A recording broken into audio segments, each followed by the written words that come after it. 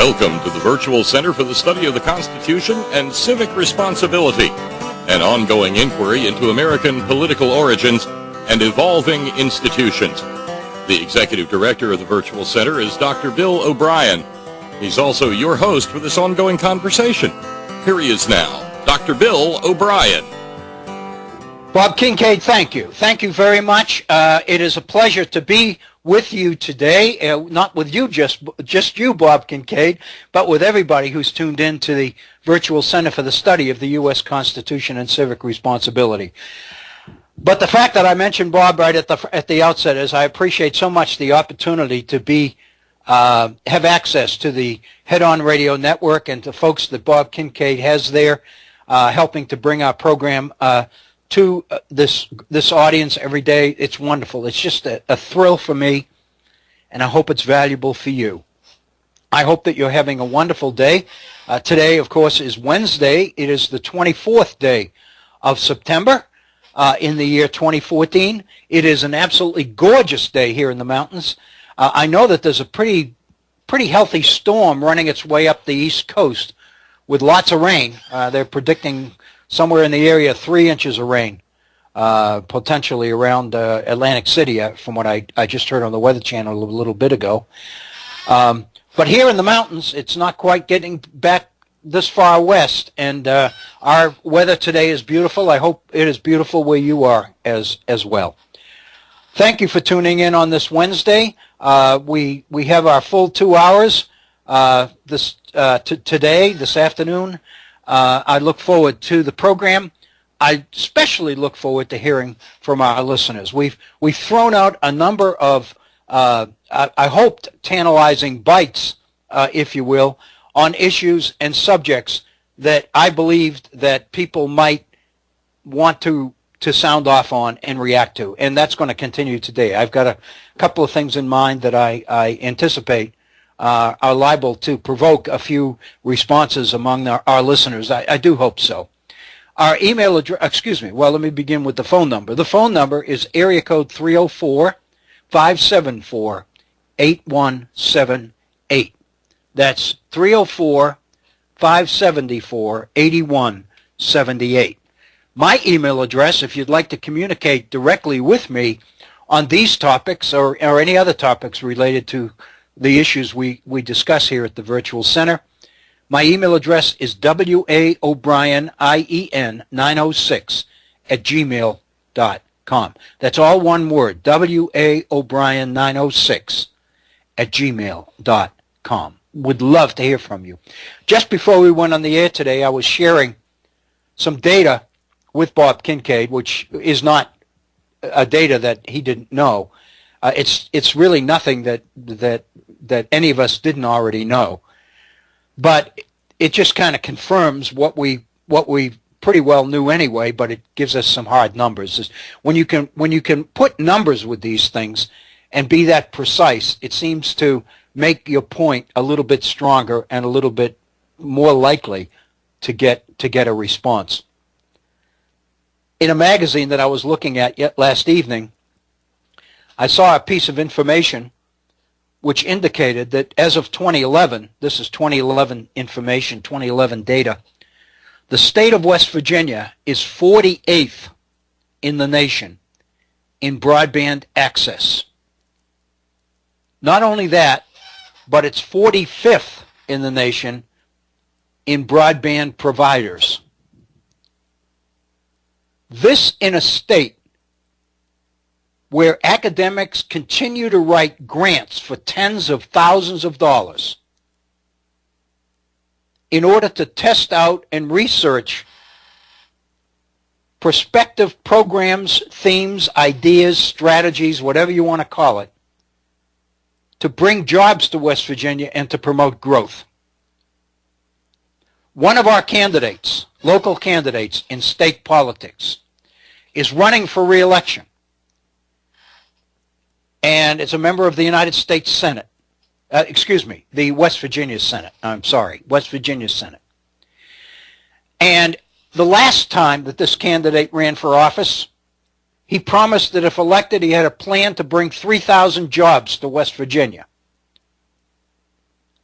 Well, needless to say, we're still waiting for the jobs. And here we are coming around for another election. And the campaign signs say that this candidate, quote, is running for the right reasons. I don't exactly know what the right reasons are, but I can make a few suggestions. And one of them is jobs. But even beyond that is the kind of economic vitality and economic growth that drives the creation of jobs. And I don't mean service jobs. I mean production jobs. I mean jobs where people deliver or produce something and are well paid for it. I don't mean jobs where you work for some sort of public agency, whether it's local government, state government, federal government, or whatever, in servicing the needs of the unemployed and the underfed. We already have a lot of that. But it seemingly seems, to me at least, it's clear to me, it doesn't seemingly seem, it is clear. I'm getting tongue-tied here. It is clear to me that while it is vital, it is important, and it is the testimony to our humanity that we address the needs of the down and out. The fact of the matter is what makes our republic go as a republic is the opportunities available for people to pick themselves up and take themselves out of these dire straits. And that requires the kind of economic vitality, the kind of vibrant economy that attracts employers, attracts jobs, and more important, retains jobs once they are attracted. I've been in West Virginia now for 23 years. And I've been waiting. Because when I came here, community spokesmen and leaders were talking about how West Virginia as a state and southern West Virginia as a region was poised on the cusp of economic growth and dynamic economic activity that was going to be astounding. And it hasn't happened. We've had some wonderful things happen in West Virginia. The arrival of the Boy Scouts of America and the construction of this fantastic jamboree facility north of Beckley here in southern West Virginia that is available for the Boy Scouts of America and will be host in 2017, I believe, to an international scout jamboree where scouts from all over the world will be coming into West Virginia. These kinds of things are important and helpful, no question. But the fact of the matter is we haven't really been able to find the button that's going to generate the kind of dynamic growth that this region, that the whole nation at this point needs. But the one thing that is clear to everybody and has been clear for a number of years is that in today's world, today's 21st century world, economic growth is intricately linked to broadband access, to high-speed internet, and to the ability to participate in and indeed master the communication revolution underway throughout the world. And while there's been all of this talk and all of this rhetoric, to see numbers that suggest that after all of this, this state is still 48th in broadband access and 45th in broadband providers. What that means here is that while there is broadband in the state and while there are providers, seemingly there was no incentive for new people to access the broadband world housed in the state of West Virginia. Those that are here have it good. They get all sorts of perks from the state. One of our major providers, this was supposed to be the answer to West Virginia's broadband needs, a contract with Verizon, whereby West Virginia, when current Senator Joe Manchin was governor, West Virginia arranged to have the tobacco settlement money that was coming to West Virginia go into the provision of broadband in the underserved areas of the state. To be blunt about it, because I don't want to make this the thrust of our program today, Verizon took the money, but when it came time to render an accounting for what had been accomplished in the area of broadband access in West Virginia, Verizon chose to get out of the broadband business entirely and go exclusively into wireless, into cell phones and cell phone access. And consequently, they sold out to Frontier. And now Frontier is in West Virginia promising to put up the kind of money that's going to bring broadband to underserved parts of the states. But now we come out with this data that suggests that currently West Virginia remains 48th in broadband access among all the 50 states. The conclusion, obviously, is that economic growth and economic dynamism cannot happen when a greater public commitment to the infrastructure necessary to make it happen is not there. And clearly in West Virginia, it's not there. We have candidates running for election that have been in office for a number of terms. They need to be forced to answer up to to bone up to these questions. Why is it after term that West Virginia is still last? It's obvious to a lot of people that there are economic interests in West Virginia that control the state and that realize that an increase of broadband and the kind of growth that might stimulate would jeopardize their role as being economically dominant in the state of West Virginia and its politics. Obviously, I'm speaking of coal, but I'm also speaking of natural gas. I'm also speaking of oil. I'm speaking of energy. Because for the last 100 years, West Virginia has been the victim of America's craze and the world's craze for energy in the form of coal. Now that emphasis is shifting principally into natural gas. And West Virginia finds itself a potentially lucrative provider of natural gas. All of this suggests economic dynamism and economic profit for one particular sector of the economy.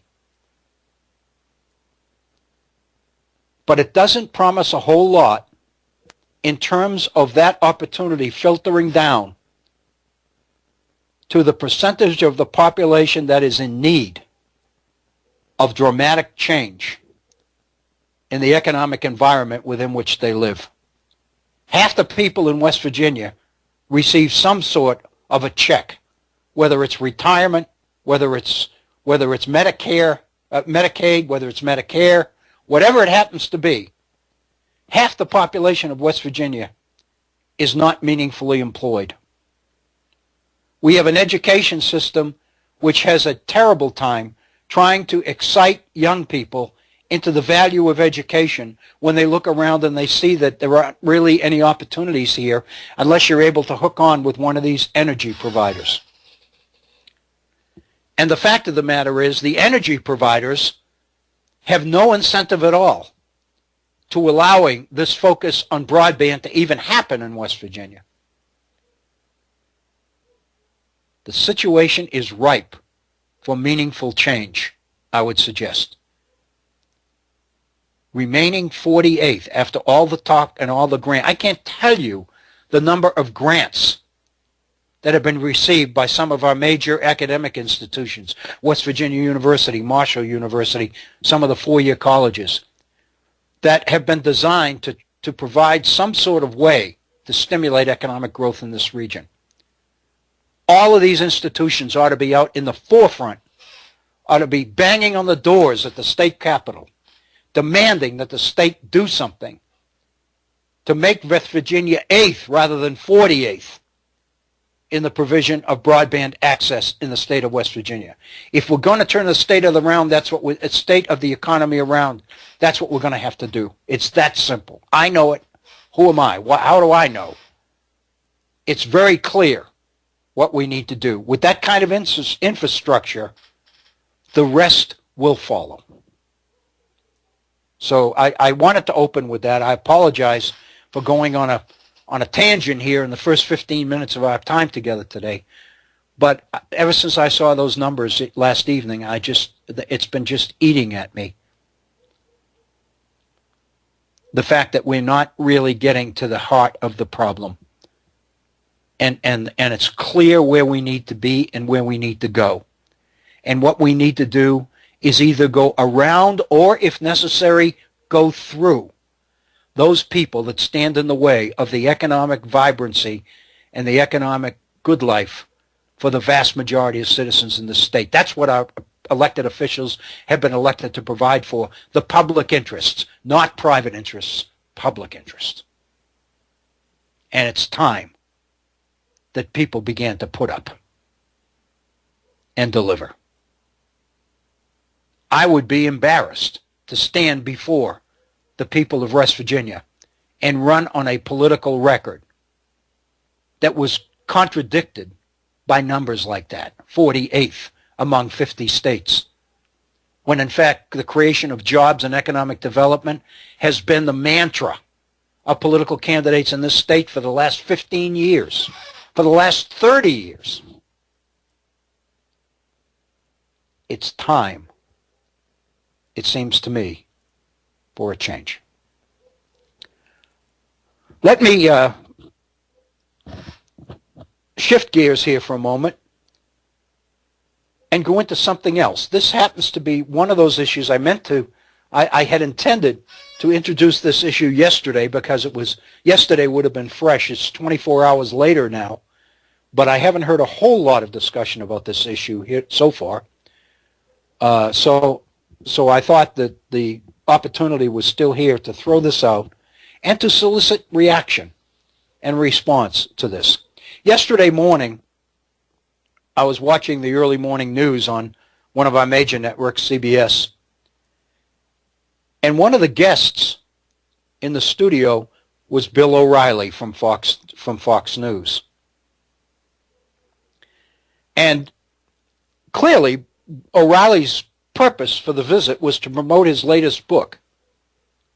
His latest, I find this really interesting. I'm not going to go into this, but this is Bill Riley's latest book on killing somebody. He's killed Jesus, he's killed a number of other people, Socrates, and I don't know who else. Now he's killing Patton, General Patton. But clearly that was the purpose that he was there for, was to promote that book. But the news commentators at CBS could not avoid asking him for elaboration, if you will, on a point that he had made the previous evening, which would have been Monday night, on his program on Fox about the war on terror. What Bill O'Reilly proposed, and I wanted to throw this out because, again, I'm just interested in how people and what people think about this. Bill O'Reilly's proposal is that we are fighting this latest crisis, terrorist situation against ISIS, the same way we've been fighting terrorism for the last 10, 15 years. And that is, while it's not very sophisticated, we are dealing with an enemy, with a force, a terrorist force, that is well organized, that is focused, and is able to maneuver and move quickly. Its objectives are clear. Those who support it are there and pulling in the same direction. And if you stand back and take a look, you're watching the governments of the world in the most cumbersome way possible lumber their way slowly into some sort of a response to this latest terrorist threat. And O'Reilly's conclusion, and I think it's a conclusion that in many ways is well taken, is that in order to confront terrorism, if that's what we're really meaning to do, you have got to deal with terrorism in its own terms. Specifically, what he's talking about is the creation of a 25,000-man special forces military force or army that would not be affiliated with any particular nation, but would be available to all nations under the United Nations to go into those areas of the world where terrorism was rearing its head, hit the ground running, and deal with terrorism where it exists, when it surfaces, and abolish it.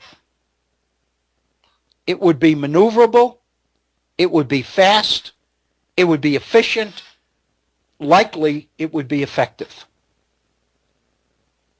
His position is, because of the resources that would be necessary in the development and training of such a force, it probably ought to begin and be housed, at least initially, within the United States.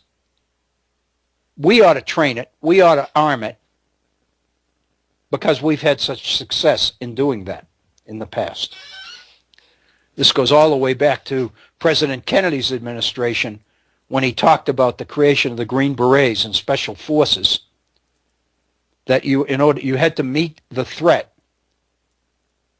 and you had to be adaptable militarily to the nature of the threat you were dealing with. And so that kind of adaptability was a key feature of the Kennedy administration in the early 1960s. And out of that has come the Green Berets and the special forces and the ability of these elite groups to effectively go into situations where we feel that our interests as a nation were directly threatened and affected. Bill O'Reilly's argument is this is what we need on an international level. We need an international force, an elite army, a paid army of professionals. And these are my terms, not his terms. A military force comprised of professional mercenaries who are in it for the money, whose loyalty is not to a particular nation or to a particular ideology or to a particular political regime or anything else, but to the purpose of becoming a professional fighter of terrorism. The first thing that came to my mind is that's what Rome that tried to do.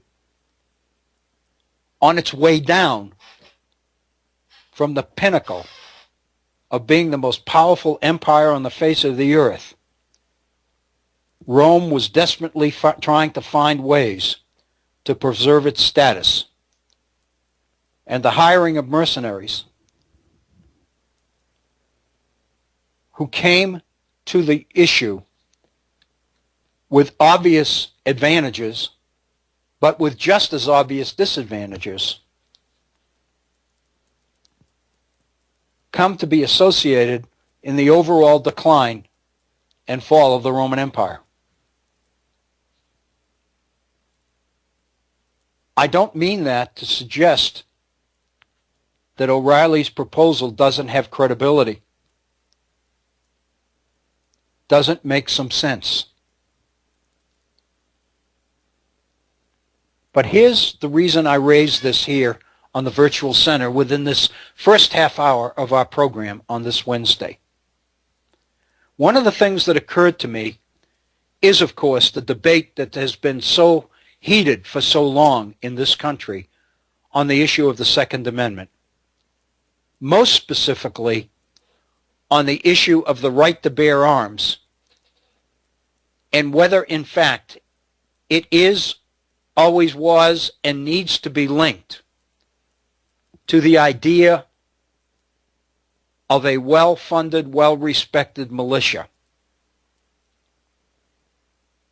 And of course, as we know, the link between the Second Amendment and the militia included in it is a key one in resolving in people's minds the whole issue of what the Second Amendment really means and what its intent might have been. A little bit of history here. Throughout colonial America, of course, there was no national government. Great Britain provided the national government, if you will. We were part of the British Empire. But within the 13 colonies, they were just that, with 13 independent colonies.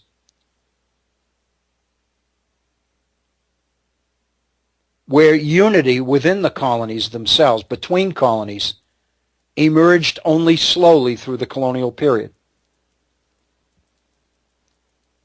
And one of the most interesting themes throughout the colonial period is to look at and observe the mother country's stance on the issue of intercolonial unity. On the one hand, all of these colonies were part of the same empire. They all claimed loyalty to the same mother country, if you will. Consequently, it would stand to reason that there ought to be communication and interaction between the colonies themselves. On the other hand, insightful, very perceptive people in the mother country realized that if you were going to keep the colonies loyal to the mother country, then you had to not encourage intercolonial unity, but you had to discourage it. And if the colonies were going to develop closer relationships with another entity, it ought not to be another colony, it ought to be with the mother country itself. So consequently, Britain's management strategy, if you will, of its empire was to find ways to enhance and increase the loyalty and the dependency of each colony on the mother country. Not only would it build and increase loyalty to the empire, but coincidentally, it would prevent or reduce the likelihood of dependency, of an interdependency emerging between the colonies themselves. Because once the colonies begin to interact frequently and become interdependent on each other, by definition, you are building the ingredients of unity. And the more unified the colonies were amongst themselves, the likelier it became that there would be problems afoot in the mother country's effort to manage and control her own colonies.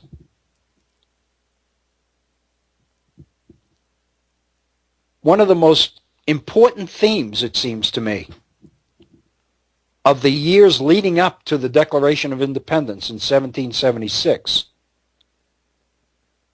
is to look at the efforts of the so-called radicals, the Sam Adamses and Samuel Chases of Baltimore, and the Richard Henry Lees of Virginia,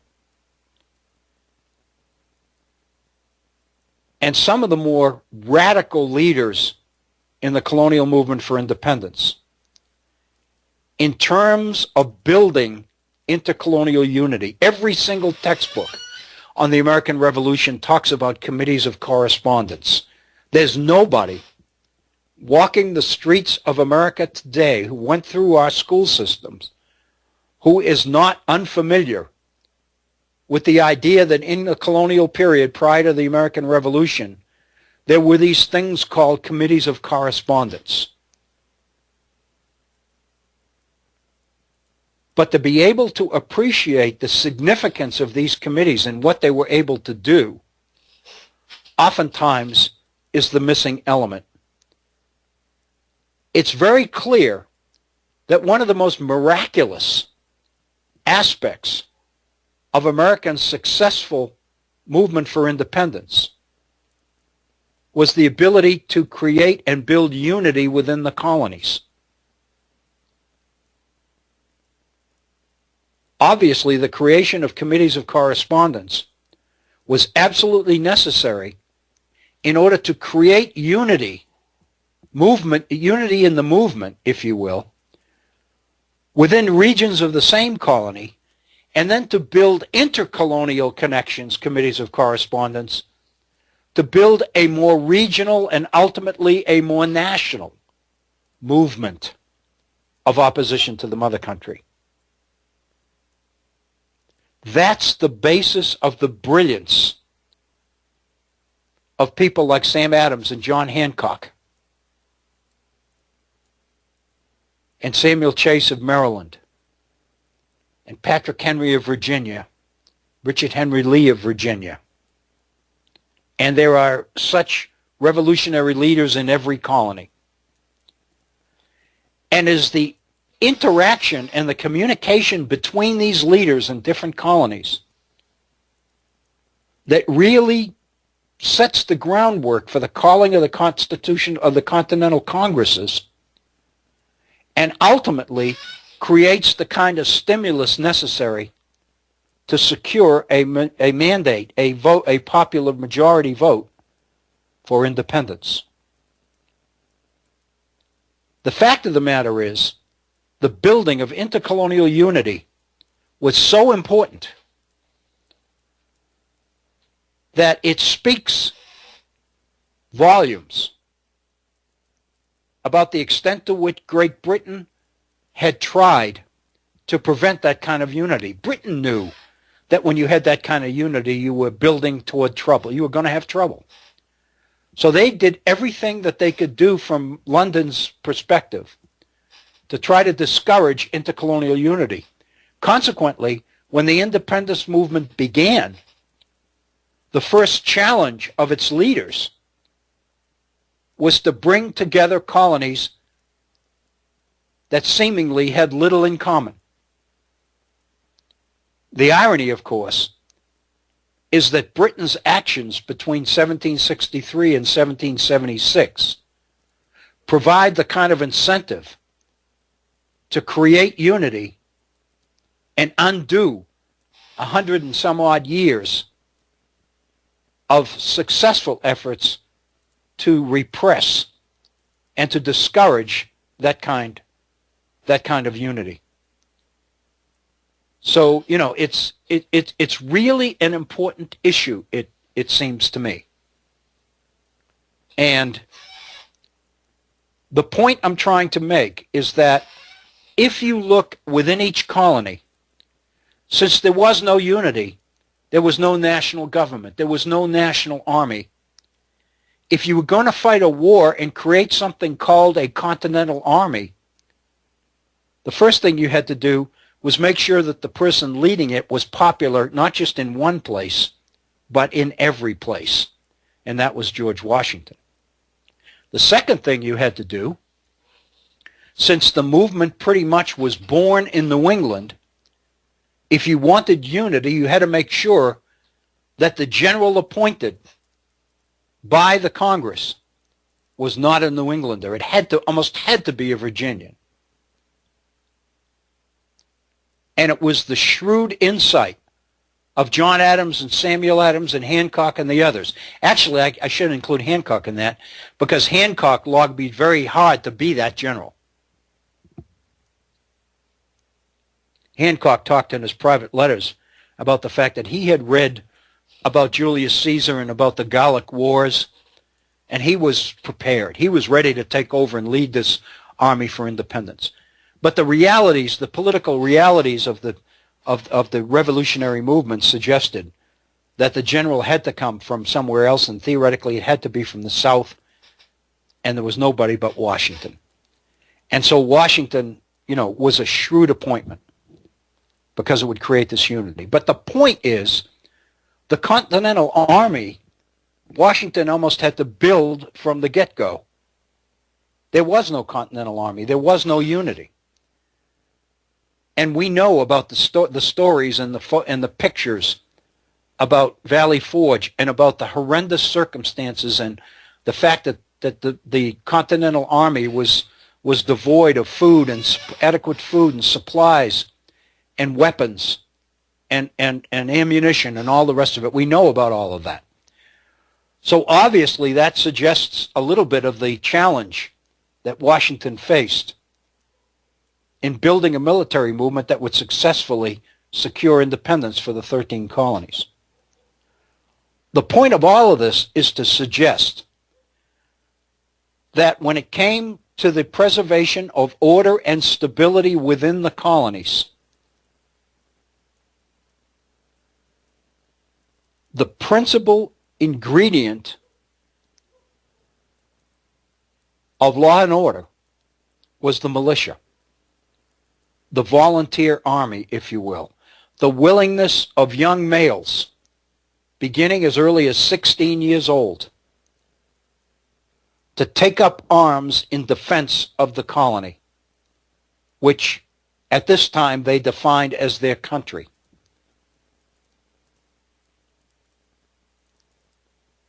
And of course, the major challenge, the major threat to peace and security, to life and property in colonial America was the threat of the Indians.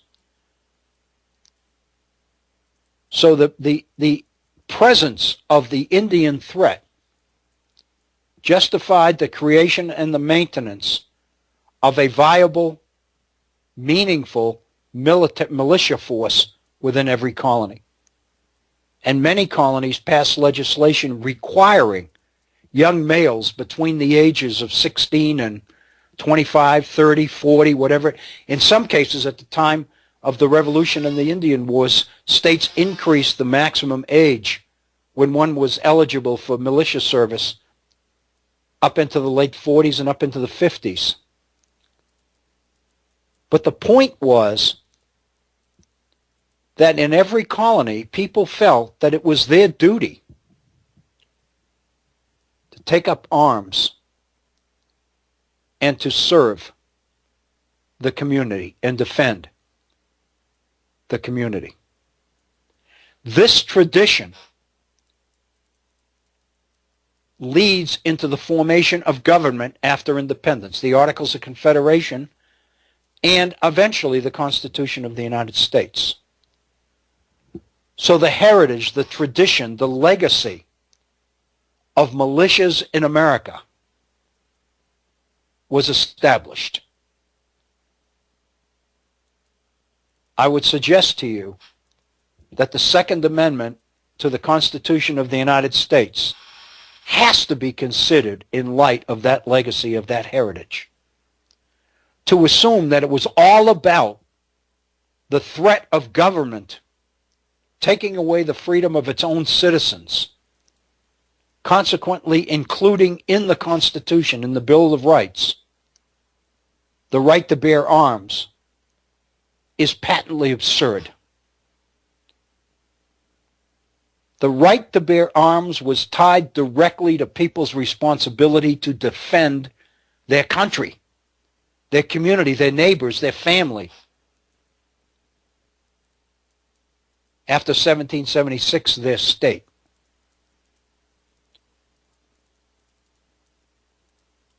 What am I suggesting? It suggests that in a republic, if a republic is threatened, it becomes the responsibility of all of its members to do what is necessary to defend the integrity and the very existence of the nation or the state or the colony or whatever you want to call it, by including this duty to militia, duty of militia service in the Constitution of the United States. The framers are suggesting to us that the same kind of loyalty and commitment that existed towards the states under the Articles of Confederation needed to exist as well for the new nation as a whole. Consequently, there was a built-in suspicion of a standing army. The only standing army that the colonists were exposed to was the British when they occupied Boston and other colonies, when they occupied New York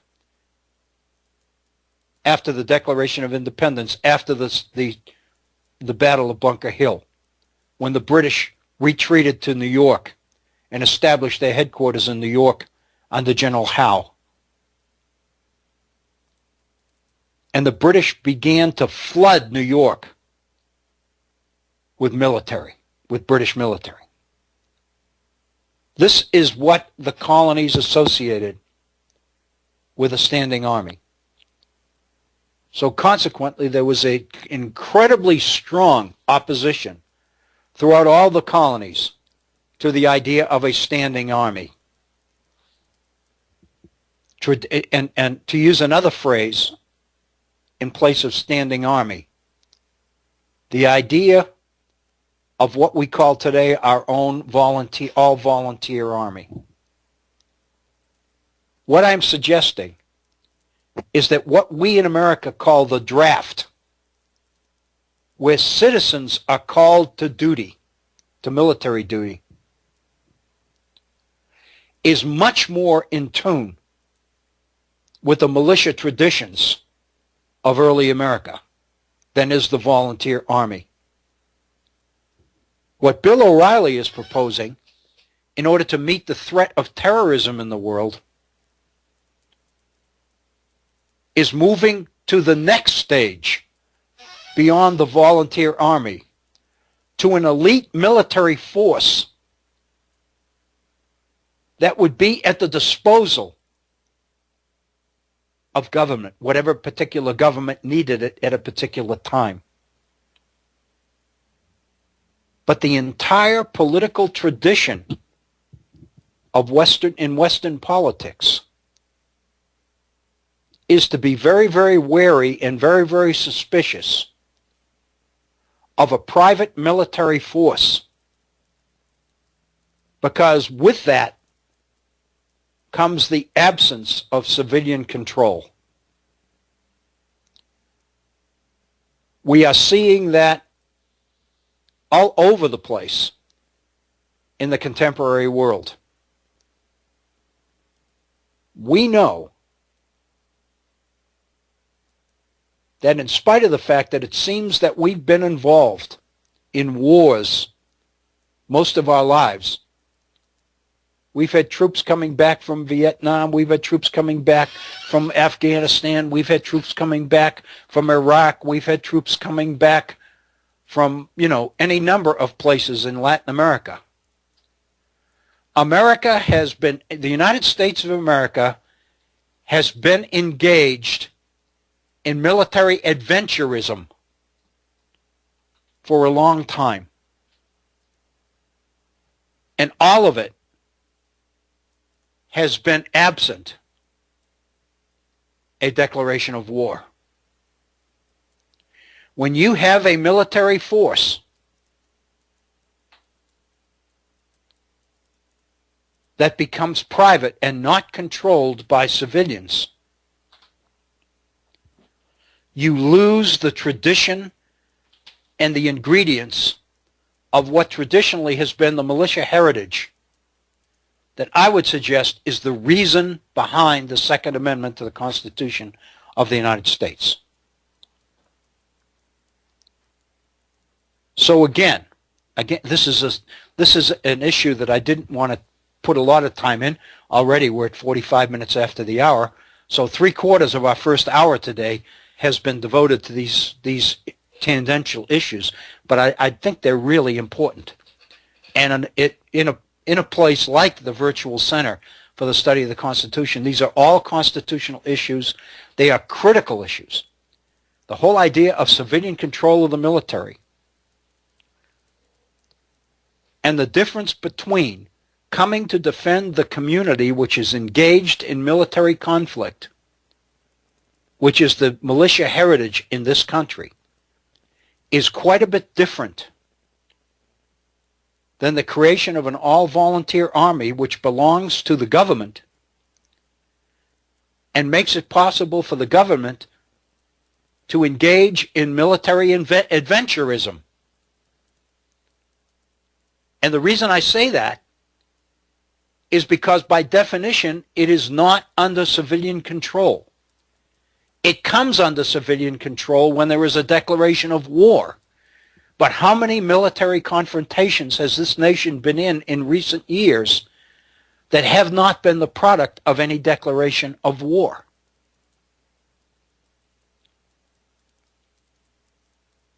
So the question that it seems to me all of us must deal with and reflect upon when it comes to terrorism is the terrorist threat in today's world enough to justify adoption of military strategies and responses which violate the traditions of civilian control of the military in this nation or in any nation? If it is, will it be temporary? Bill O'Reilly's proposal is for a military force that he never talked about being temporary. He talked about it as if it was going to be a permanent military force that would be deployed here, there, and everywhere, wherever terrorism reared its ugly head, now and in the future. It is so ironic in so many ways, because clearly, and he even mentioned in his appearance yesterday morning on CBS, that while the special force, the 25,000-man anti-terrorist army, if you will, would be recruited and trained and armed and equipped and paid for within the United States, it would not be an American army, it would be an international army that would theoretically work for or be accountable to the United Nations. That creates another issue, which is really interesting since the proposal's coming from Bill O'Reilly. And that is the issue of an international force and the recognition that there are certain problems which require international solutions that our existing system of nation states can't seem to solve. One of the major ones are international corporations and the inability to control and regulate the behavior of international corporations, because for the most part they are chartered within a nation state. But because they are international, because they are global, it becomes almost impossible for the nation state itself to control the behavior of these corporations. The logical conclusion is, if the challenge is international, so the solution must be international also.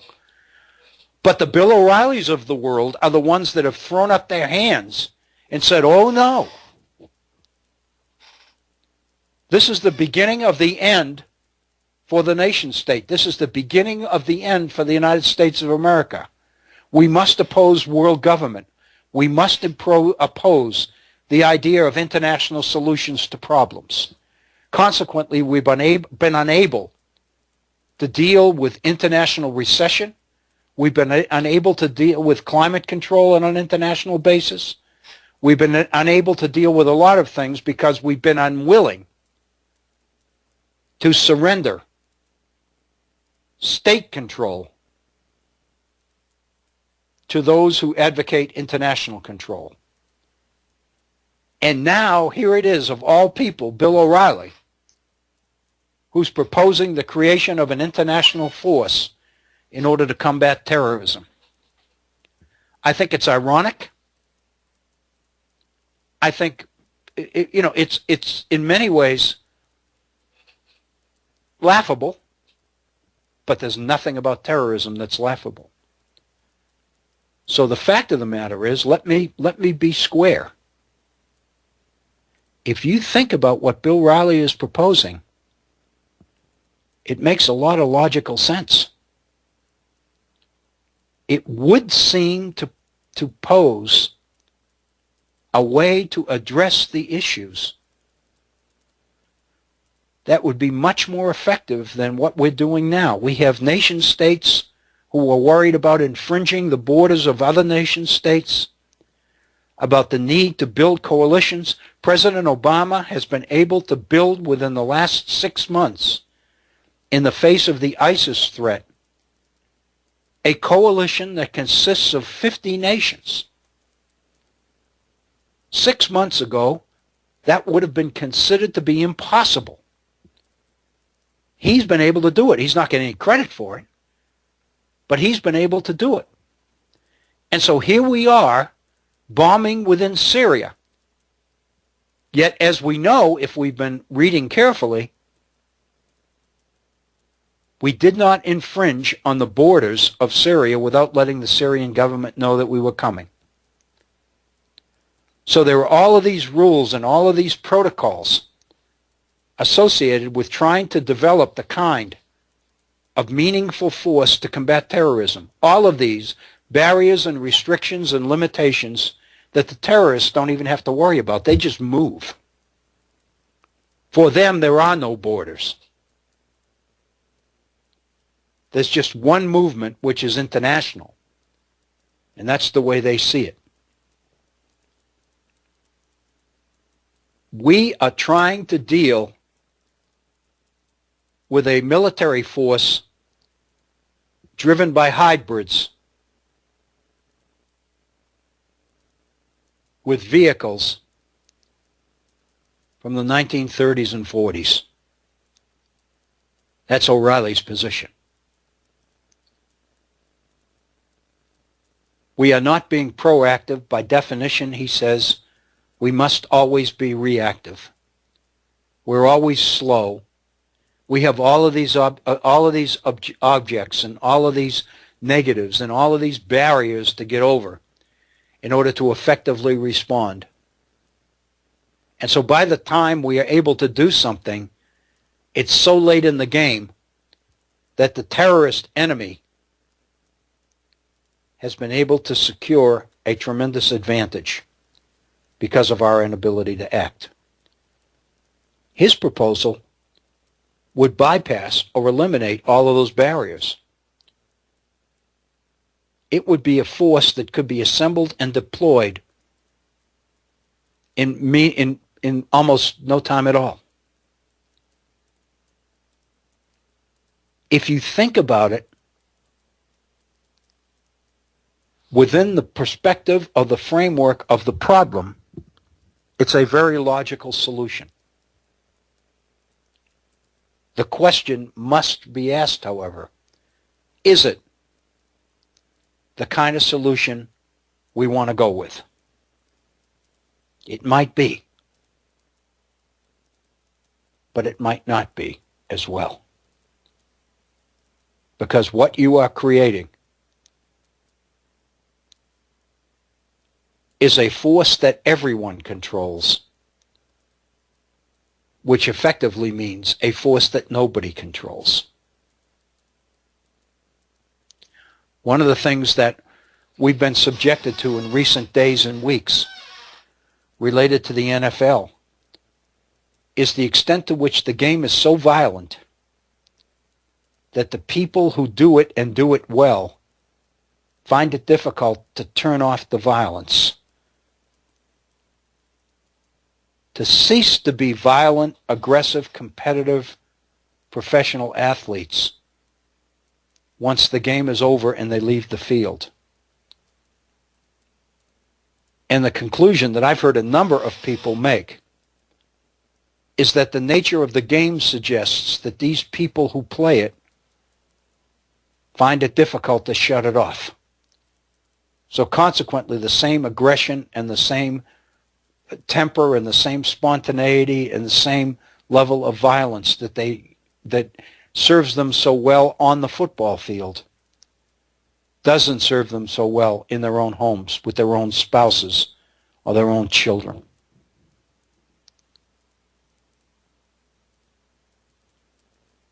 In effect, is Bill Riley proposing the creation of a military force that would suffer from the same kinds of limitations and negatives? That would be an elite force that would be difficult to control and difficult to shut off. Might this be what Madison called a cure that is worse than the disease? It's hard to imagine, and I think you'd be hard put to find anybody who would say this, that any cure is worse than the threat of terrorism, especially terrorism that involves beheadings and executions on the level that we're seeing coming from ISIS. It seems like we're dealing with an enemy that is as committed and as inhuman and as dangerous as were the Nazis.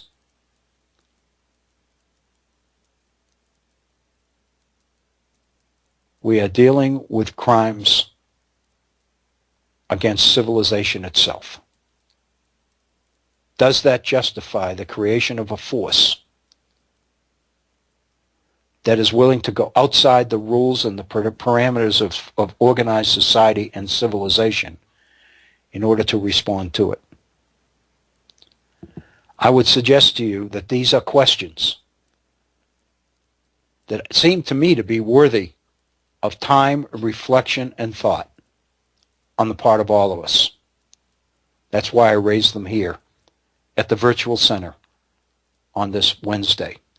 We are at 58 minutes after the hour. We've reached just about the top of our first hour. We have one full hour to go.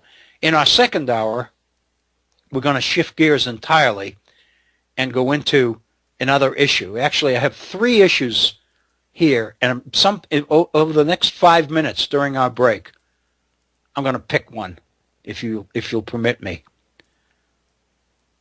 I have a book review. I have an article that was written yesterday that talks about the world's lack of leadership, if you will, which I think is pretty profound, worth a lot of attention. And then I have something that I've been dying to go into for a number of programs, and that is the very first Federalist paper. We spent a lot of time looking at Federalist 85, the last Federalist paper. It seems only just, it seems only right that we look at the first one. We listened to Alexander Hamilton tell us in Federalist 85 what he believed Publius had accomplished in the 85 papers that make up the Federalist Papers. I think it's only just that we look at the opening one and look at what Hamilton believes the Federalist Papers ought to address, because I think it's consistent. The scope of the challenge taken on by Alexander Hamilton, joined later by John Jay and James Madison, is laid out pretty clearly in Federalist number 1. I'd like to deal with it here at the Virtual Center. It is now 2 p.m. in the East. We have reached the end of our first hour. Let's pause for a 5-minute break. We'll be back for the second hour of the Virtual Center for the Study of the U.S. Constitution and Civic Responsibility. Please stay with us. We'll be right back.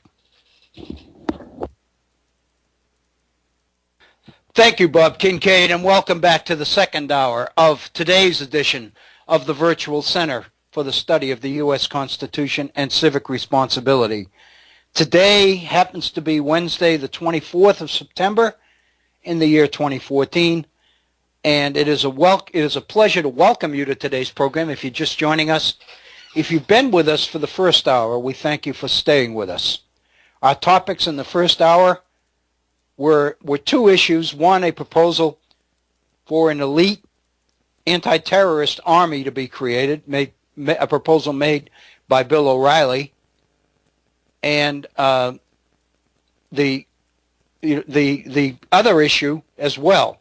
Both of them were intended, at the beginning, I thought there'd be issues that take the first 10 or 15 minutes of the program, consumed an entire hour of the program. I'm sure that's probably more my fault than, I particularly believe that the issue of the standing army and civilian control and the whole idea of the militia tradition in American society is an important one.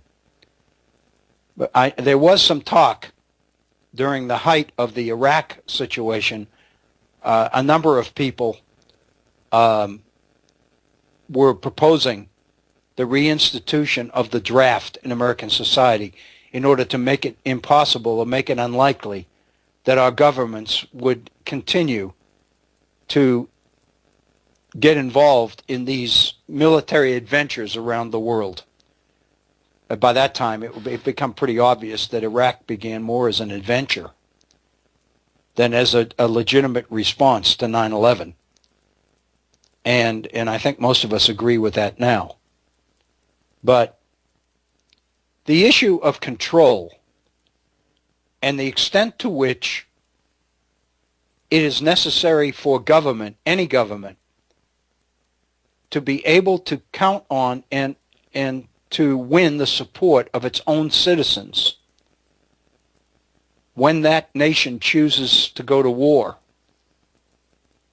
I think is an important part of our Republican heritage and tradition in this country.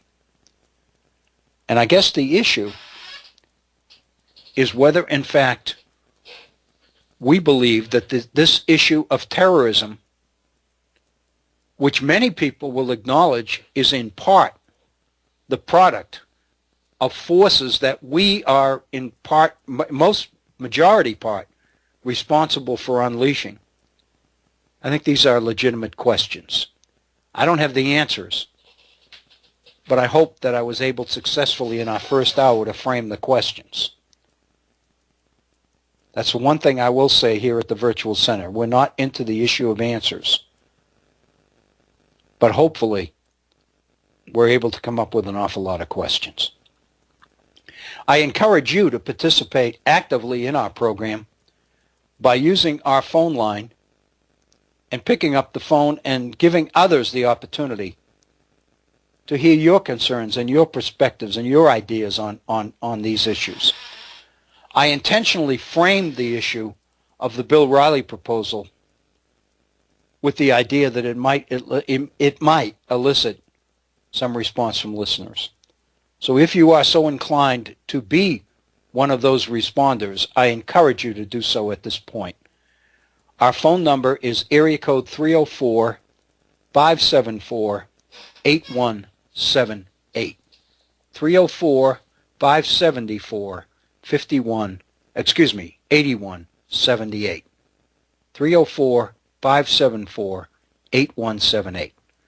Our email address, my email address, waobrien906@gmail.com. waobrien906@gmail.com. I had mentioned at the top of the hour before we took our break that I've been kind of chomping at the bit to get back into the Federalist Papers a little bit. I've got, as I mentioned, there's a wonderful book on the history of the Republican Party. A fabulous review of that book was published in the Washington Post this past Saturday. I may have misspoken there. Let me be accurate on the date. September 19th. I believe it was Sunday, in the Washington Post, entitled "How the GOP Stopped Caring About You." And basically, it's an issue of the background, the origins and background and the philosophy of the Republican Party through the years as background in order to try to understand the position of today's Republican Party on some of the key events facing our nation. I think it's a brilliant review. It's actually a synthesis or a synopsis of the author's book. It's written by the author.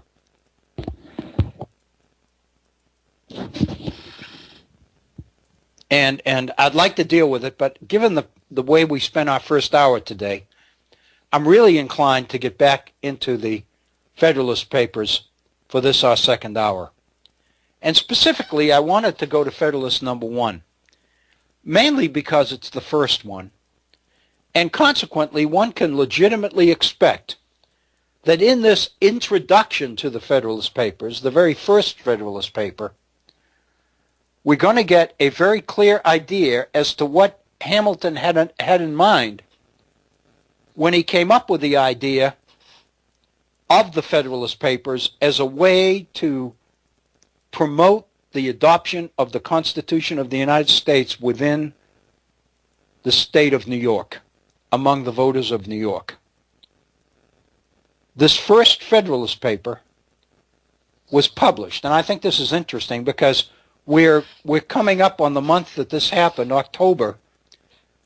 The Federalist Papers began with the publication of Federalist Paper number 1 in the Independent Journal in New York on Saturday, October 27th, 1787.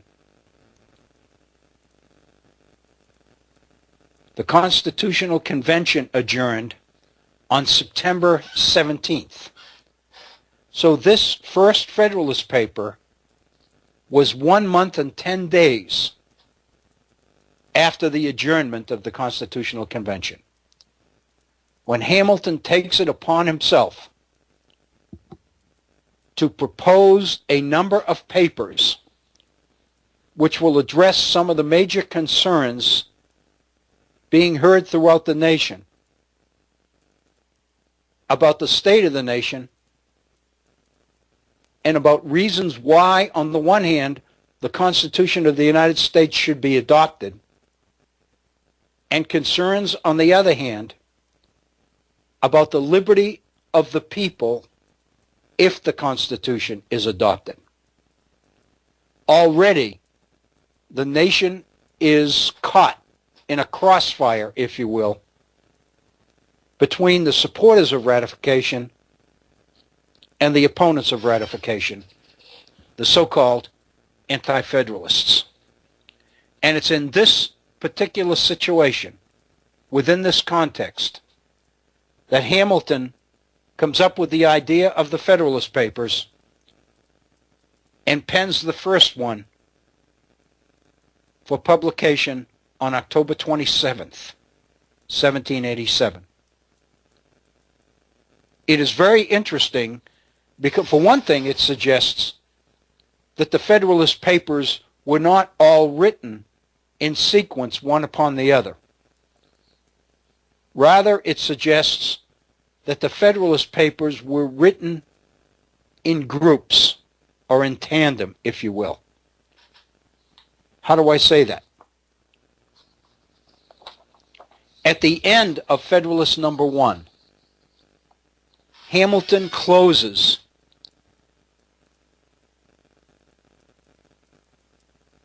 with an announcement as to what the next issue of the Federalist Papers will be about. In other words, what Federalist number 2 and 3 and 4 and 5 will be about. It just so happens that this is the group of Federalist Papers written by John Jay. Obviously, Hamilton already had copies of John Jay's Federalist contributions. And so therefore, when he made the prediction at the close of the first paper as to what the second one would be about, he already knew and already had in hand contributions by John Jay. Little did he know at the time that this was really going to be effectively the end of John Jay's contribution, if you will, to the effort. John Jay, besides the first 4 or 5 Federalist Papers, writes only one later. I believe it's number 63 in the Federalist sequence. But beyond that, the Federalist Papers are written either by Hamilton or later on by James Madison. Madison writes many of them, clearly not as many as Hamilton. This was his baby. This was his project. But the very last sentence of Federalist number 1, Hamilton gives a preview of what's to come. He said, "It will therefore be of use to begin by examining the advantages of that union, the certain evils, and the probable dangers to which every state will be exposed from its dissolution. This shall accordingly constitute the subject of my next address." So Hamilton lets his audience know that the next Federalist paper, after the first one, is going to examine the advantages of the Union and the evils and dangers that will come to the nation should that Union be dissolved. In other words, should the Constitution of the United States be rejected. So I think that the Federalist Papers, given the role that they play in American politics and American society, the importance that they hold, I think the first one, which speculates or scopes out, if you will, what the whole project is about, is significant. So I wanted to spend this final hour today with you on Federalist number 1. Let me begin. This is probably, in terms of substance, one of the less substantive, less difficult Federalist Papers to read. I was commenting to my wife before we went on the air today while we were having lunch that one of the appreciations that I've come to develop from reading the Federalist Papers is that as brilliant as Hamilton is in the papers he wrote, there's clearly a distinction in substance between the papers that Hamilton wrote and the papers that written by James Madison. Excuse me. Hamilton's ability to write and the depth of his positions and arguments is extremely impressive, no question. But in my mind, they don't hold a candle to the depth of analysis that James Madison brings to the table in the Federalist Papers. When we get next week, I want to get into Federalist number 40, which was written by Madison. I think it's one of the more brilliant ones. I just love it, and I'd like to get into it next time. But let's begin with Federalist number 1.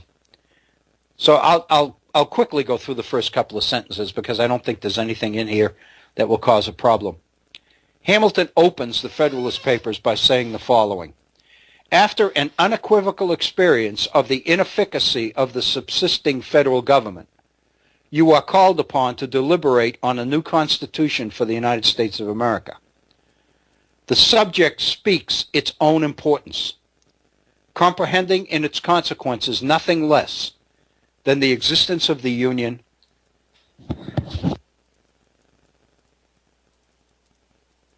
nothing less than the existence of the Union, the safety and welfare of the parts of which it is composed, and the fate of an empire, in many respects the most interesting in the world. So that's the introduction to the Federalist Papers. And clearly, it's not difficult at all. Hamilton is saying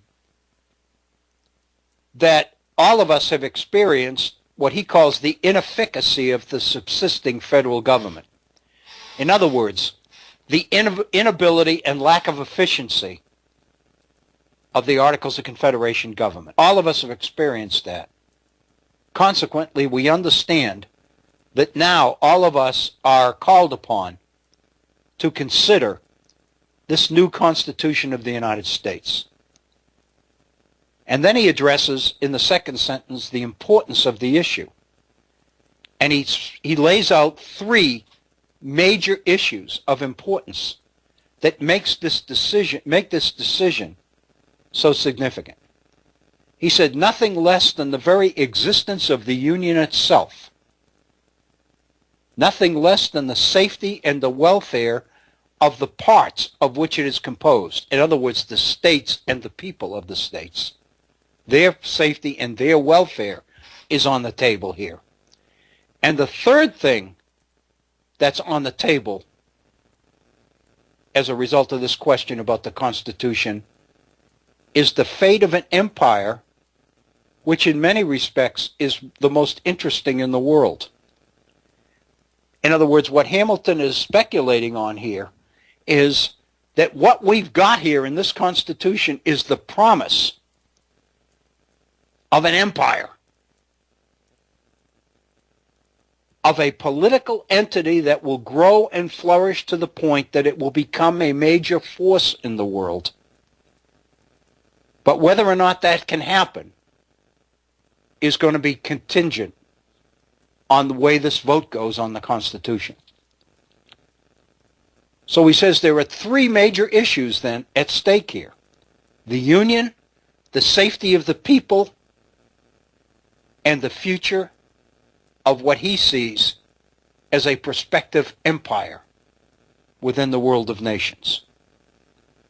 He says it's been frequently remarked that it seems to have been reserved to the people of this country by their conduct and example to decide the important question whether societies of men are really capable or not of establishing good government from reflection and choice, or whether they are forever destined to depend for their political constitutions on accident and force.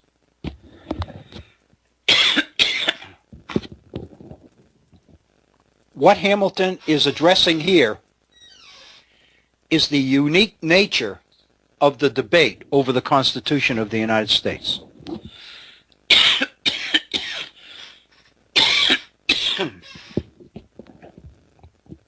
I think there's something about the Federalist Papers in me that brings on the need to cough. Maybe it's just that I get so enthused about these, but what Hamilton is addressing here is a point that is made most effectively by John Adams. John Adams later on talks about, in one of his more famous letters, how significant it is that the people of America have been given the opportunity to decide on the structure of the government that will govern them.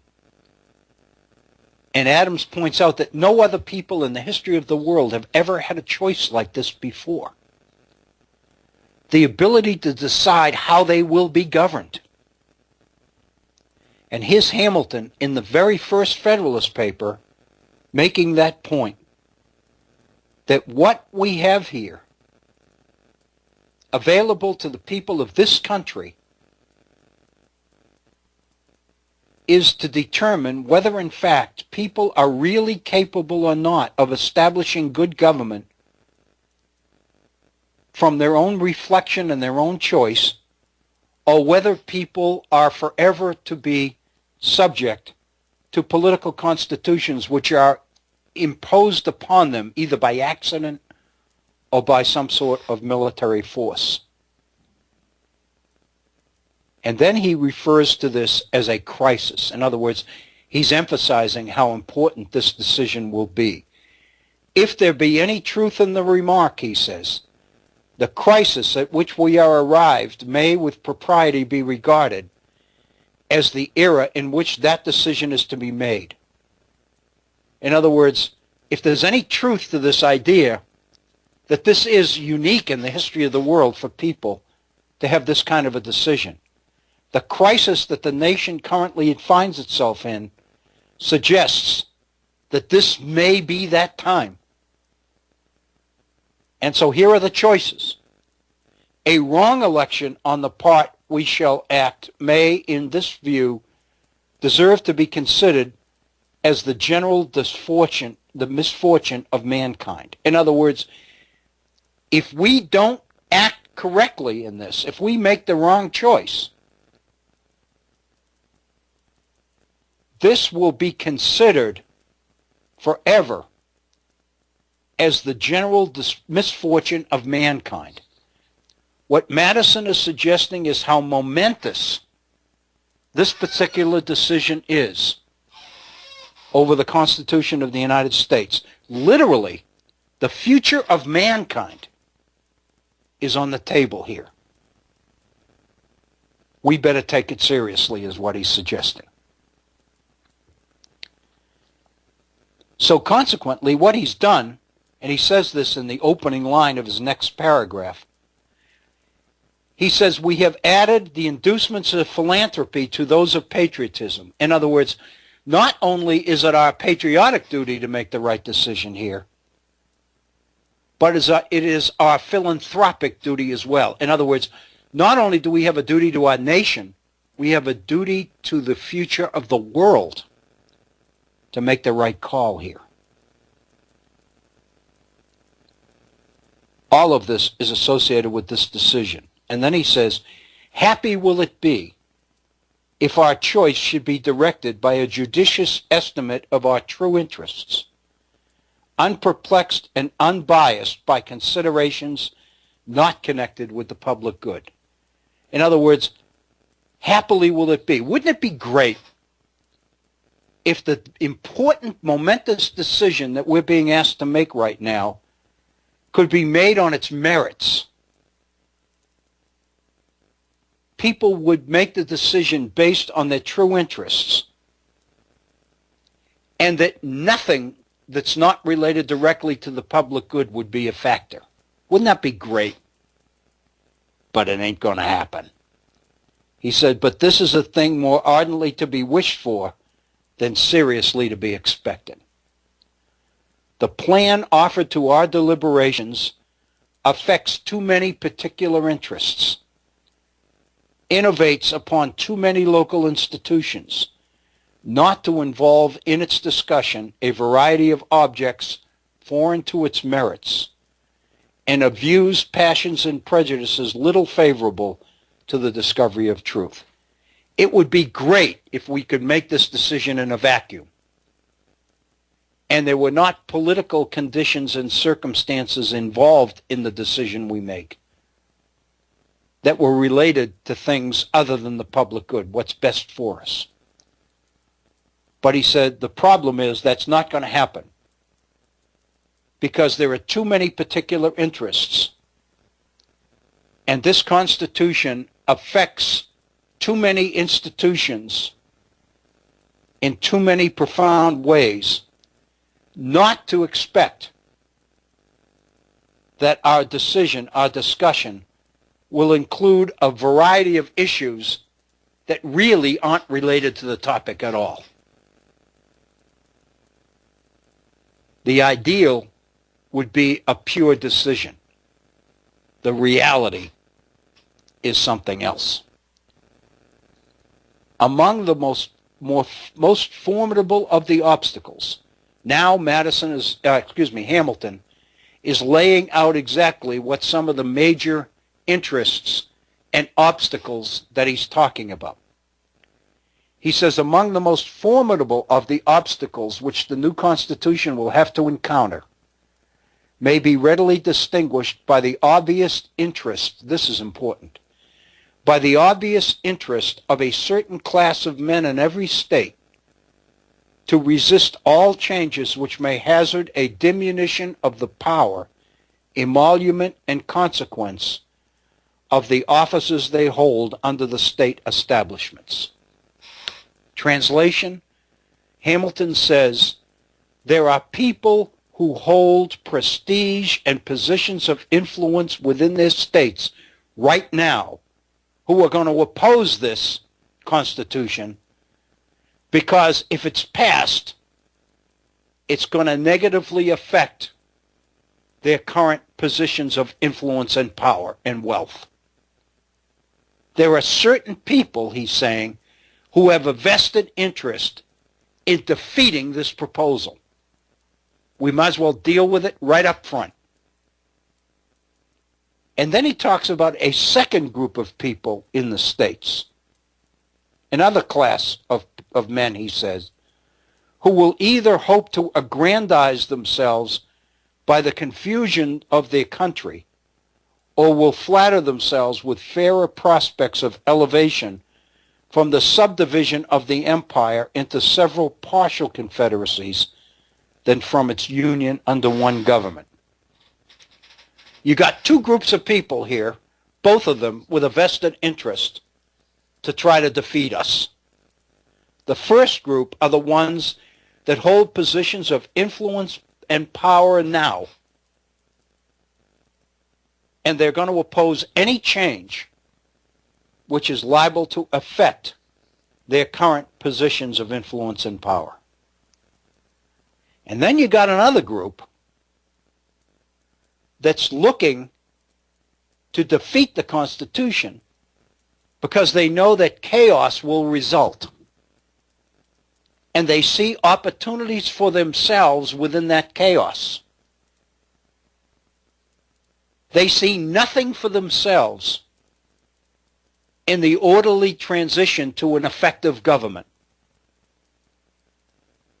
But they see all sorts of potential opportunities for themselves in the chaos that will result if this Constitution is defeated.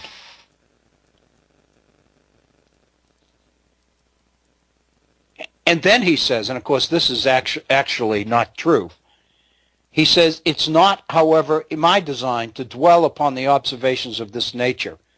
He said, I'm not going to dwell upon the negatives, I'm going to dwell upon the positives. In fact, as we know from reading many of the Federalist papers, he's not quite accurate here. He spends an awful lot of time addressing future Federalist papers to the negatives, to the issues, to the attacks on the Constitution. But in the first one, he said, I'm not going to be negative, I'm going to be positive. We're not going to talk about all the negatives about the Constitution. We're going to talk about all the good things that the Constitution is going to do for the nation. And then he said, let's not focus on people's personal, private, self-interested views. Let's admit that some men, many men, really have the best intentions in their opposition. In other words, we're going to be opposed. This Constitution is going to be opposed by a lot of people whose intentions are sincere. We need to be aware of that. We need to be aware that a lot of people are going to, in their opposition to the Constitution, are going to be blameless, even respectable and honest, in honest errors of the mind, because they've been, quote, led astray by preconceived jealousies and fears. In other words, we're not looking just at devious people here who have their own agenda and a vested interest in defeating the Constitution. They're important, yeah. But let's be honest, we're going to have to persuade a lot of people who are opposed to what we're doing, but they are opposed to it for very upright, honest, and sincere reasons. Their minds have been led astray. They aren't clear on the issues. Our job here in the Federalist Papers is going to be to straighten these people out. He said that we may, upon many occasions, see wise and good men on the wrong side as well as on the right side of questions of the first magnitude to society. This very fact that there's going to be people on the wrong side, but for honest, sincere reasons, that alone, Hamilton says, suggests to us the lesson of moderation. We need to be moderate. We need to be flexible. We need to be sensitive to the concerns and the fears of people. Our job is not to browbeat people into supporting the Constitution, but to make them realize and see that the Constitution of the United States is really in their best interests. And then he says, a further reason for caution in this respect might be drawn from the reflection that we are not always sure that those who advocate the truth are influenced by purer principles than their antagonists. In other words, while there are people opposed to us whose intent is noble and honest, so also there are people on our side whose interests are selfish and personal. We need to admit that. We need to be aware of what's going on all around us. This is an interesting sentence. He says, ambition, avarice, personal animosity, party opposition, and many other motives, not more laudable than these, are apt to operate as well upon those who support as upon those who oppose the right side of any question. We need to recognize that there are some people in opposition who are there for good, honest reasons, but equally we need to recognize that there are people who support us who do so for the worst of the most selfish reasons. We need to be aware of that. Consequently, the best avenue is always moderation. Don't be too extreme, because you've got to constantly remain flexible in order to deal with the reality of what the challenge before you happens to be. He says, were there not even these inducements to moderation, nothing could be more ill-judged than that intolerant spirit which has at all times characterized political parties. Politics, by definition, tends to be intolerant. Somehow, in this particular issue of ratification of the Constitution, it's so important. We got to try to avoid as much as we can the tendency to be intolerant. We have to be sensitive and respectful of our opponents.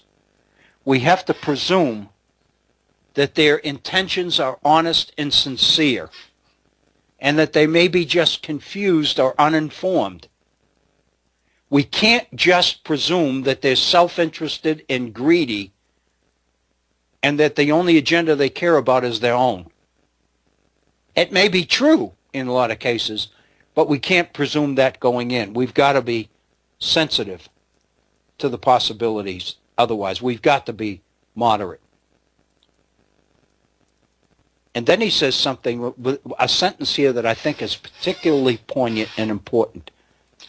He says, heresies in either can rarely be cured by persecution. Given the fact that the range of possibilities out there is so vast. We got to be careful not to come down too hard in any one place, because we're really not sure what we're coming down on. So the issue is we always have to give people benefit of the doubt, is what he's saying. I think this is a very, very shrewd way to begin the Federalist Papers. I mean, he's laying out what some of the dangers are, some of the obstacles that ratification of the Constitution is going to face. And he's speculating as to what some of the reasons are for the opposition. And he's pointing out the reality that self-interest is not just to be found in our opponents, it can be found in our supporters as well. And then now he's becoming a little bit more poignant, a little bit more direct.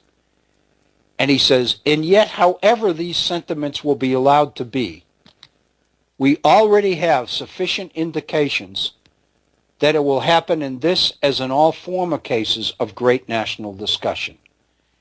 A torrent of angry and malignant passions will be let loose.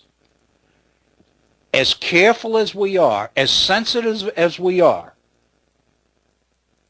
about all the obstacles we face, the fact of the matter is, in every national discussion of scope like this, there are always extremely passionate emotions involved.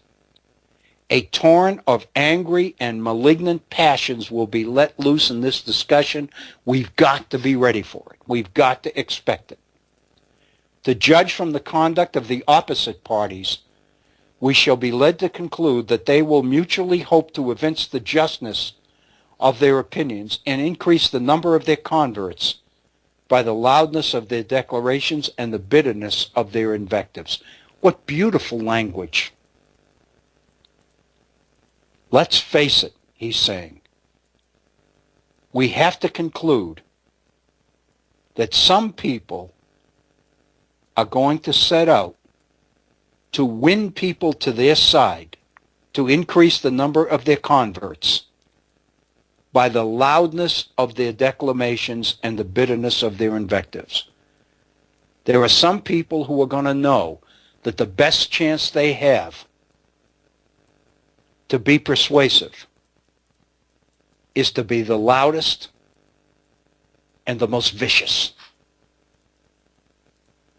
Think of our politics today.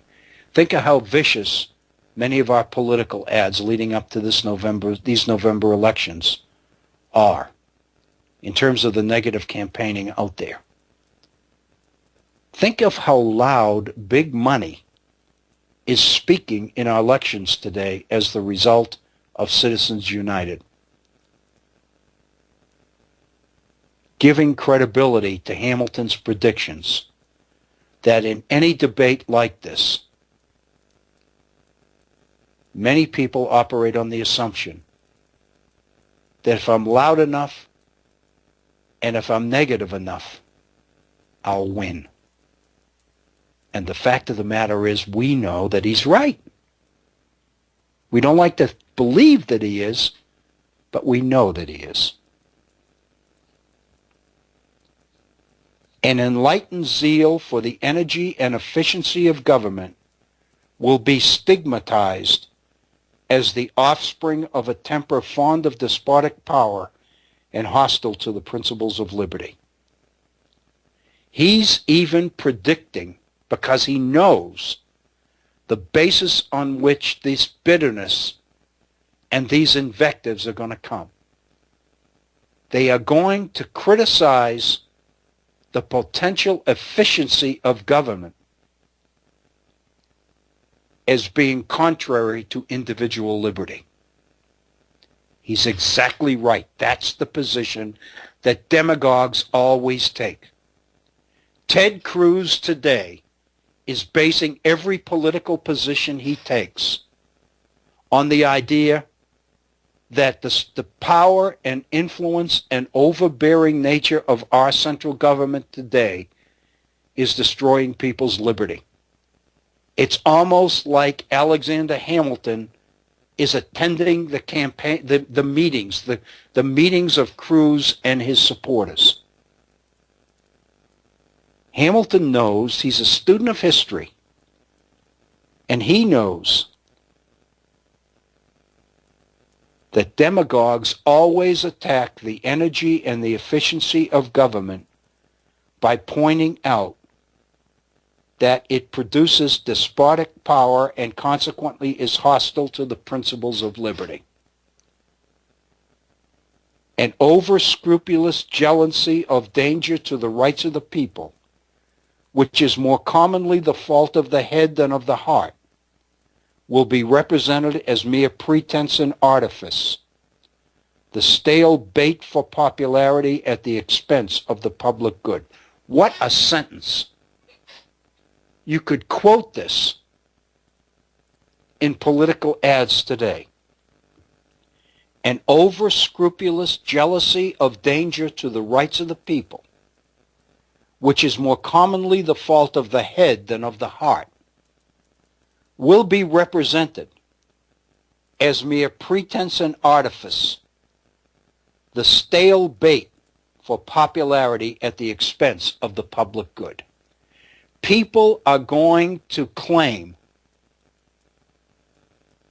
that they're concerned with the rights of the people and the public good, when in fact what they're doing is exactly contrary to those very things. It will be forgotten, on the one hand, he says, that jealousy is the usual concomitant of love, and that the noble enthusiasm of liberty is apt to be infected with a spirit of narrow and illiberal distrust. People will do horrendous things in the name of the rights of the people and protection of their liberty, just as people will do tremendous things under the influence of jealousy in the name of love. And then Hamilton goes into what I believe is the most important principle and the most important sentence in this first Federalist paper. He says, on the other hand, it will be equally forgotten that the vigor of government is essential to the security of liberty, that in the contemplation of a sound and well-informed judgment, their interests can never be separated, and that a dangerous ambition more often lurks behind the specious mask of the zeal for the rights of the people than under the formidable appearance of zeal for the firmness and efficiency of government. Wow. Hamilton is saying that liberty is not threatened by government. Liberty is dependent upon government and the vigor of government. He goes on to say something further, that those who claim to speak for the liberty of the people by trying to diminish, defeat, and dilute the power of government are hiding their own ambitions behind this mask of concern for the rights of the people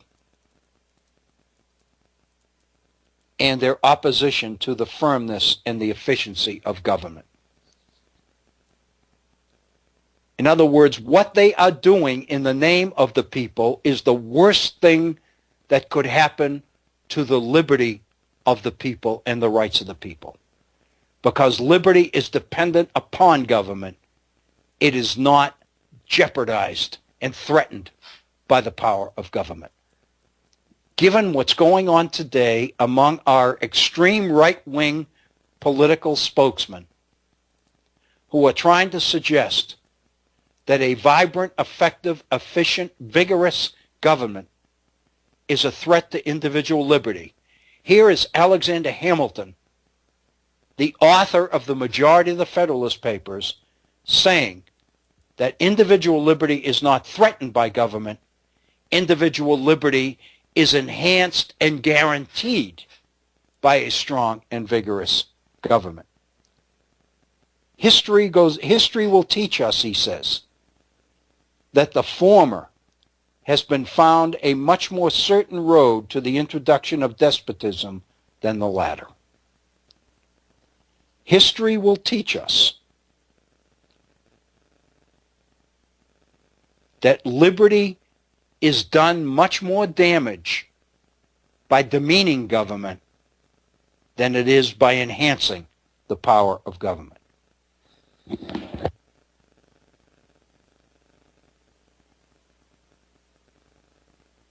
And he goes on to say at the end of that paragraph that this process, history has shown us that the liberties of republics in the past have been overturned, mainly because the greatest number of demagogues have begun their career by paying an obsequious court to the people, commencing as demagogues and ending as tyrants. Think about that. Think the name that comes to mind right now that you may be familiar with is Huey Long. If you remember and know anything about Huey Long in Louisiana during Roosevelt's New Deal in the 1930s. The extent to which demagogues seem always to morph into tyrants. They claim power in defense of the rights of the people. They are able to seize power by claiming to be defending the interests of the people. And once they get power, they use that power to the detriment of those very same people. Now Madison winds up his first Federalist paper. He says, in the course of the preceding observations, I've had an eye, my fellow citizens, to putting you upon your guard against all attempts, from whatever quarter, to influence your decision in a matter of utmost moment to your welfare. At the same time, he says, you will no doubt have collected from the general scope of them, of what I've said, that they proceed from a source not unfriendly to the new Constitution. He says, yes, my countrymen, I'm for this. I'll admit it. I'm prejudiced. I want you to vote a certain way. I want you to support this thing. I admit that. I frankly acknowledge to you my convictions. I will freely lay before you the reasons on which they are founded. In other words, I'm for it, and these papers are going to tell you why you should be for it, is what he's saying. I propose in a series of papers, now he's laying out the scope of the challenge that he faces. I propose in a series of papers to discuss the following interesting particulars. Now he's laying out exactly what issues these Federalist papers will address. Here they are. The utility of the Union in your political prosperity. The insufficiency of the present Confederation to preserve that Union.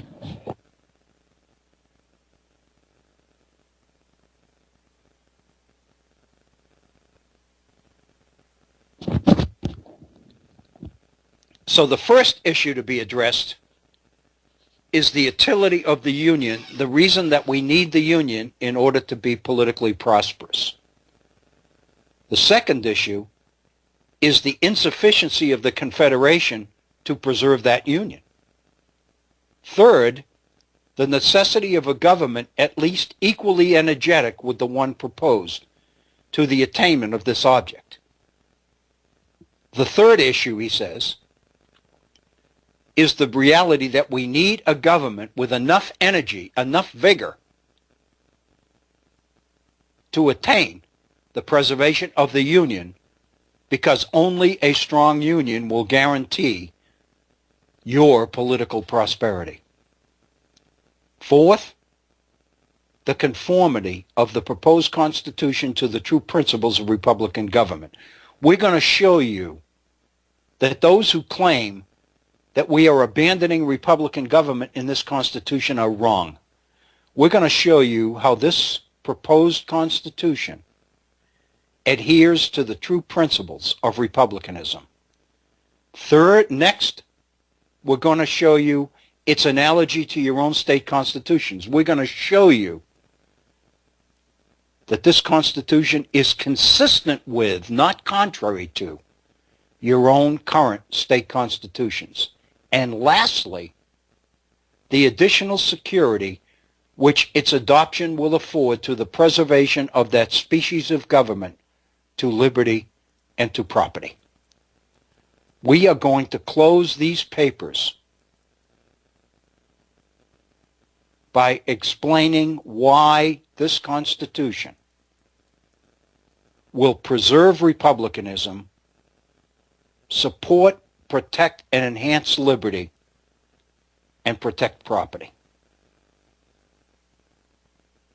In the course of these discussions, he says, I will endeavor to give satisfactory answers to all the objections which have been made to this Constitution.